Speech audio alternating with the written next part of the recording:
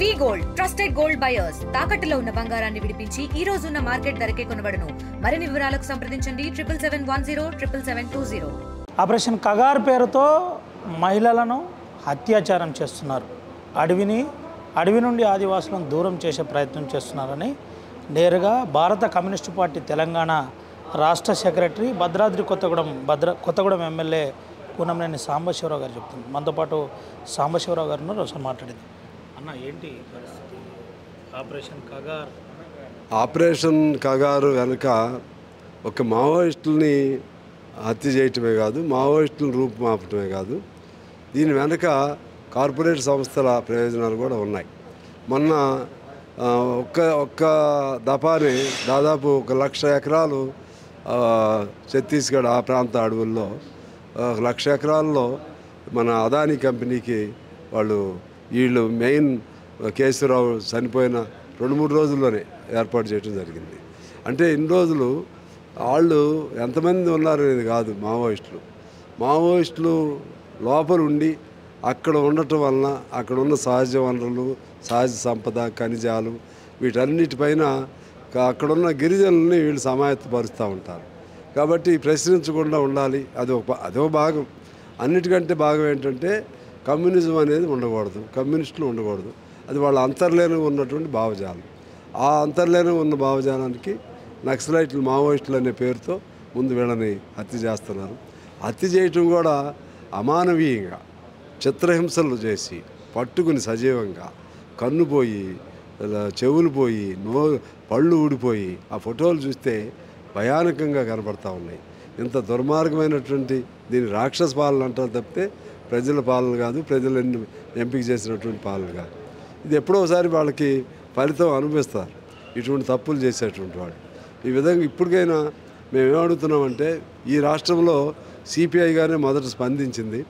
అన్ని పార్టీలతో మేము ఒక సమావేశం, సెమినార్లా జరిపాం. ఆపరేషన్ కగారుకు వ్యతిరేకంగా అందరూ గొంతు తిప్పాలని వాళ్ళ అన్ని పార్టీలు కూడా ఆ నేపథ్యంలో నడుస్తున్నాయి. శాంతి చర్చల సంఘం కూడా ఒకటి ఏర్పాటైంది. కాబట్టి వాళ్ళు డైలాగ్ కోసం పిలవమని అడుగుతున్నాం, పిలవమని చెప్తున్నారు. 26 మార్చికి తీసేస్తాం అంటున్నారు. సో ఇది చాలా అన్యాయం. మరి పాకిస్తాన్ టెర్రరిస్టులతో మాత్రం 2 రోజులకే యుద్ధం ఆపి చేశారు. ఒక్కడిని పట్టుకోలేదు, ఒక్కడిని అరెస్ట్ చేయలేదు. కానీ వాళ్ళకి మాత్రం అక్కడ వాళ్ళతో వెంటనే చర్చలు జరిగినాయి. ఆ చర్చలు ఏమంటాడు, నేనే యుద్ధం ఆపానని ట్రంప్ అంటాడు. నేను చెప్పినట్టుగా ఇద్దరు విన్నారు, లేకపోతే సుంకాలు పెంచుతాం, ఇటువంటి భాష ఆయన వాడతాడు. ఈయన మాత్రం ఏం మాట్లాడరు నరేంద్ర మోడీ. సో ఇది ఈ దేశంలో పరిపాలిస్తున్న పాలకులకి కాలం కలిసి వస్తుంది. కలిసి వచ్చిన కాలాన్ని దుర్వినియోగం చేస్తున్నారు. దేశ ప్రయోజనాలకు భిన్నంగా, పేద ప్రజలకు ప్రయోజనాలకు భిన్నంగా ప్రశ్నించేవాడి గొంతుకులు అణిచే విధంగా వాళ్ళు ప్రవర్తన చేస్తారు. ఇంకో విషయం చెప్పండి అన్న, నేరుగా మహిళలను అత్యాచారం చేస్తున్నారు ఆబుజ్మాన్ లాంటి ప్రాంతంలోనే ఆరోపిస్తున్నారు. ఏంటి, ఎంతవరకు నిజం, ఏంటి అసలు? పేపర్లో చూసాం. పేపర్లో చూస్తమే కాదు, దానిలో ఒక విలేకరి కవర్ చేయడానికి వెళ్ళిన విలేకరికి అక్కడ అన్ని సాక్ష్యాలతో సహా దొరికినాయి. ఒక ఆడ మనిషిని మానభంగం చేసి చంపేశారు. వాళ్ళ మర్మాంగాల్లో కర్రలు పెట్టి కూడా చంపారని వార్తలు వస్తున్నాయి. అంటే మనం చూడకపోయినా సహజంగా మనకి అడవిలోకి వెళ్ళిన విలేకరులు తీసుకొచ్చిన సాక్ష్యం అది. 2 ఏళ్ల పాపను కూడా చంపారని వార్తలు వస్తున్నాయి. ఇది అంటే భయాన్ని క్రియేట్ చేయటం. తర్వాత స్వేచ్ఛగా ఇక ఇదంతా ఈ మోకమ్ముడిగా ఈ చేసేవన్నీ ఎవరు చేస్తారంటే హూలిగాన్స్ అంటారు, దొండగలు, లేకపోతే ఇంకా పెద్ద మాఫియాలు వాళ్ళు చేస్తారు. పోలీసులు చేసేవి కాదు. కానీ పోలీసులకి ఒక కంట్రోల్ లేకపోయేసరికి వాళ్ళు ఇష్టారాజ్యం అయిపోయింది. దీని మీద ఎక్కడో చోట కంట్రోల్ చేయాలి. మేము డిమాండ్ చేస్తున్నాం, సుప్రీంకోర్టును కోరుతా ఉన్నాం, డిమాండ్ అని చెప్పలేకపోయినా సుమోటోగా స్వీకరించండి. ఈ దేశంలో అనేక కేసుల్లో సుమోటోగా ఎవరు వెళ్ళకపోయినా సుమోటోగా స్వీకరించి విచారణ ఎట్లా చేస్తారో అట్లా చేయమని మేము సుప్రీంకోర్టుని డిమాండ్ చేస్తాం. రేపటి నుండి రాష్ట్ర మహాసభలు కొనసాగుతున్నాయి. ఏంటి దీని మీద సిపిఐ పార్టీ నుండి ఎటువంటి అంశాలు చర్చించబోతున్నారు? ఏంటి ముఖ్యంగా ప్రజలకు సంబంధించిన ప్రధాన అంశాలు ఏమి ఉండవు? అంటే ఇప్పుడు జిల్లా మహాసభలు, రాష్ట్ర మహాసభలు ఆగస్టులో ఉన్నాయి, జాతీయ మహాసభలు సెప్టెంబర్లో ఉంటాయి. 3 ఏళ్ళకు ఒకసారి మా మహాసభలు జరుగుతాయి. అంటే దేశ పరిస్థితులు, రాష్ట్ర పరిస్థితులు, అధికార పార్టీల వాళ్ళ స్వభావం, వాళ్ళ వర్గ స్వభావం, అలాగే వాళ్ళ ప్రజా వ్యతిరేక విధానమా, అనుకూల విధానమా, ఇవన్నీ కూడా డాక్యుమెంట్స్ వస్తాయి. చర్చించి వాళ్ళతో మనం ఎలా ఉండాలి, మనం కమ్యూనిస్టులుగా ఎలా ఉండాలి, మనం ఎలా పెరగాలి, ఇవన్నీ చేసుకుంటూ ప్రజా వ్యతిరేక విధానాలకు సంబంధించి అనేక పోరాట మార్గాలు ఎలా చేయాలి, గత 3 ఏళ్లలో ఏం సాధించాం, ఏం ఫెయిల్ అయ్యాం. మేము అచ్చగా ఎన్నికల నేపథ్యం చూడం. మా నిర్మాణం అందుకే 100 ఏళ్ళు అయింది.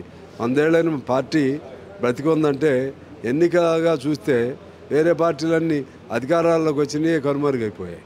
అధికారులు రాపని మేము ఉన్నామంటే ఒకటి భావజాలం, ఒకటి సిద్ధాంతం, రెండవది నిర్మాణం. ఈ 2 అంశాలు ప్రతి 3 ఏళ్ళకు ఒకసారి దాన్ని బేరీజ్ వేసుకుంటూ నడుపుతాం. ఆ క్రమంలో భవిష్యత్తు మరలా 3 ఏళ్ళు ఎలా నడవాలనేది కూడా మేము డాక్యుమెంట్స్ రాష్ట్ర స్థాయిలో డాక్యుమెంట్స్ పెడతాం.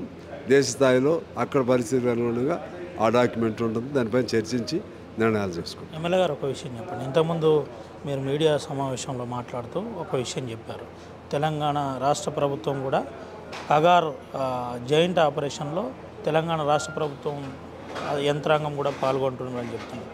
మీరు కూడా ప్రభుత్వంలో భాగస్వామ్యంలో ఉన్నారు. ఏంటి ఈ అంశంలో ఎప్పుడన్నా చర్చ జరిగిందా? ముఖ్యమంత్రి దృష్టికి తీసుకెళ్లారా? ఏంటి అసలు విషయం?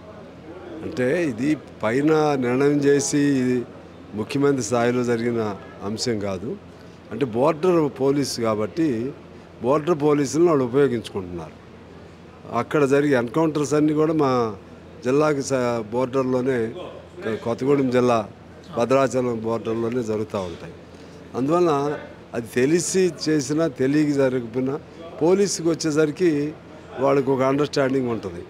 ఆ పోలీసుకి అందులో కేంద్ర ప్రభుత్వం డైరెక్ట్గా ఒక నిర్దేశం జారీ చేయటం జరిగింది.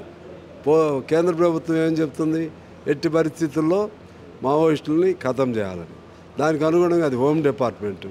ఆ హోమ్ డిపార్ట్మెంట్కి అనుగుణంగా రాష్ట్ర పోలీసులు వీళ్ళు వాళ్ళ మాట వినాల్సిన అవసరం లేదు. కానీ అక్కడి నుంచి లింక్తో వీళ్ళు కూడా పాల్గొంటున్నట్టుగా మా దృష్టికి వచ్చింది. అది కరెక్ట్ కాదు రాష్ట్ర ప్రభుత్వం. ఎందుకంటే మేము ఇందిరా పార్క్ దగ్గర ఆపరేషన్ కాగారికి వ్యతిరేకంగా జరిపాం. పెద్ద ఎత్తున వేల మందితో జరిపాం. అందరూ సిపిఐ, సిపిఎం, నక్సలైట్ పార్టీలు అందరూ కూడా వచ్చాయి. మా పాత్ర మేము బాగా చేసాం.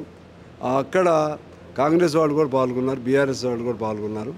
అందువలన మన రాష్ట్రం మాత్రం ఖచ్చితంగా అటువంటి వాటిల్లో జోక్యం చేసుకోవద్దని మేము. పోడు భూముల అంశంలో ఇష్యూ జరుగుతుంది. ప్రధానంగా మీ రోల్ ఏ విధంగా ఉండబోతుంది ఈ మధ్య కాలం? పోడు భూముల మీద మేమే కదా పోరాటం చేసేది. కమ్యూనిస్ట్ పార్టీలు చేస్తే అందులో సిపిఐగా మరింత ఎక్కువ చేస్తాం. కారణం ఏంటంటే ఇప్పుడు ఆదిలాబాద్ పోడు భూములు ఉంటుంది. ఆదిలాబాద్లో సిపిఐ ఉన్న వామపక్ష పార్టీలు బలమైంది. మేము కొత్తగూడెంలో మేము బలమైన పార్టీ. ఎక్కువ అడవులు ఉండేవి ఆదిలాబాదు, కొత్తగూడెం ఇటువంటి చోట. మేము ఎప్పుడు పోడు భూముల్లో మేమే ఉంటాం. ఇప్పుడు దాదాపు కొంత పరిష్కారం అయిపోయింది, ఇంకా కొద్దిగా ఉంది. మళ్ళీ అక్కడక్కడ అత్యుత్సాహవంతులైనటువంటి అటవీ అధికారులు అరాచకాలు చేస్తున్నారు. అవి కూడా కంట్రోల్ చేయాల్సిన అవసరం ఉంది. ఇక్కడ ప్రజా పోరాటాలు చేస్తాం, అక్కడ ప్రభుత్వం దృష్టికి కూడా తీసుకెళ్తాం. ప్రస్తుత ప్రభుత్వం పైన ఒక ఎమ్మెల్యేగా, పార్టీ సెక్రటరీగా ఏం చెప్పబోతుంది? ప్రభుత్వం ఆపసోపాలు పడతా ఉంది, అష్టకష్టాలు పడతా ఉంది. ఎందువల్లంటే చెప్పినవి చాలా ఉన్నాయి, కానీ ఇప్పుడు అమలు చేయాలంటే డబ్బు కావాలి. డబ్బేమో ఉన్న పరిస్థితి లేదు, కేంద్ర సహకారం లేదు. పాతదేమో విపరీతమైన వాళ్ళు మనం గెలిస్తే చూసుకుందాం, గెలవకపోతే కొంపలే మునుగుతాయి అనుకుని చివరిలో ఎక్కడ లేని అప్పులన్నీ చేసిపోయారు. ఆఖరి బకాయిలే దాదాపు నీకు 60,000 కోట్లు బకాయిలు ఉన్నాయి. అది అప్పులు కాదు, 67,000 అప్పులు కాదు, అది బకాయిలు. అంటే ఇప్పుడు తక్షణం ఇచ్చాయి.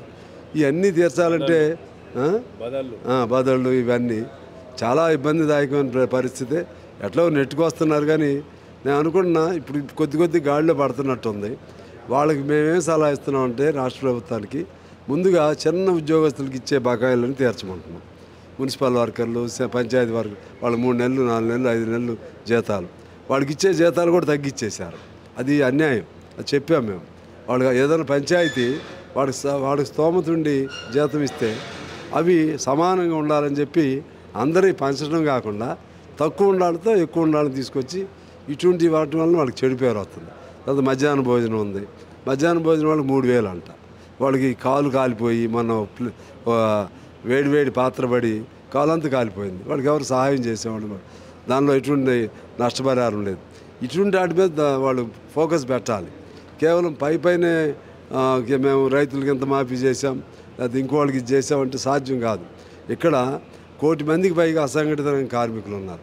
మన సింగరేణిలో ఉన్నారు దాదాపు 30,000 మంది కాంట్రాక్ట్ కార్మికులు, అవుట్ సోర్సింగ్ ఉన్నారు. వాళ్ళకు జీవో ఇవ్వండి అంటే జీవో ఇవ్వరు. ఆ జీవో ఉన్న జీవోనే పాత జీవో ప్రభుత్వం ఇచ్చింది. లేదు మార్చాలంటే కొద్దిగా మార్చుకోండి. ఎందుకంటే సింగరేణి లాభాల సంస్థ అని చెప్తావు, ఈ లాభాలన్నీ ఎటు తీసుకెళ్తావు? ఈ లాభాలన్నీ రాయితీల పేరుతో మీకో లేకపోతే కేంద్రానికి పోతాయి. కానీ శ్రమ చేసేది వీడికి మాత్రం మినిమం వేజ్ ఉండదు. మినిమం వేజ్ అయిపోయావు. కనీస సౌకర్యాలు కూడా ఇటువంటి జాగ్రత్తలు తీసుకోవాల్సిన అవసరం రాష్ట్ర ప్రభుత్వానికి ఉంది. Thank you. ఇది పరిస్థితి. ముఖ్యంగా రాష్ట్ర ప్రభుత్వం కొన్ని జాగ్రత్తలు తీసుకోవాలి. జాగ్రత్తలు తీసుకొని కార్మికుల పక్షాన నిలబడాలని చెబుతున్న పరిస్థితి. దీంతోపాటు ప్రధానంగా ఆపరేషన్ కగార్ పేరుతో ఒక రకంగా మారణకాండ సృష్టిస్తుంది. వెంటనే ఆ కేంద్ర ప్రభుత్వం ఇది ఆపి వెంటనే వాళ్ళకి ఏం కావాలో అది చెప్పాలి. 2026 నాటికి కగార్ అంతిమ యుద్ధం కాదు, ప్రజల సమస్యలు పరిష్కరిస్తాం, ప్రజలకు సమస్య లేకుండా చూడాలని ఇటు సిపిఐ పార్టీ రాష్ట్ర కార్యదర్శి భద్రాచలం ఎమ్మెల్యే చెబుతున్న పరిస్థితి. దీంతోపాటు ముఖ్యంగా రాష్ట్ర ప్రభుత్వానికి మరో అంశం కూడా చెబుతున్నారు. భద్రాద్రి కొత్తగూడెం జిల్లా సరిహద్దుల్లో జాయింట్ ఫోర్స్ అంటే ఇటు తెలంగాణ పోలీసులు అటు ఛత్తీస్గఢ్ పోలీసులు ఇద్దరు కలిసి కోమింగ్ నిర్వహించి ఎన్కౌంటర్లు చేస్తున్నారు. ఇందులో తెలంగాణ రాష్ట్ర ప్రభుత్వానికి సంబంధించిన పోలీసుల జోక్యం లేకుండా చూసుకోవాలని కూనంనేని సాంబశివరావు గారు చెబుతున్న పరిస్థితి కనబడుతుంది. Camera Sumanth, Ravinayak, RTV, Adilabad. India Pakistan తాజా అప్డేట్స్ కోసం డౌన్లోడ్ చేసుకోండి RTV లైవ్ యాప్.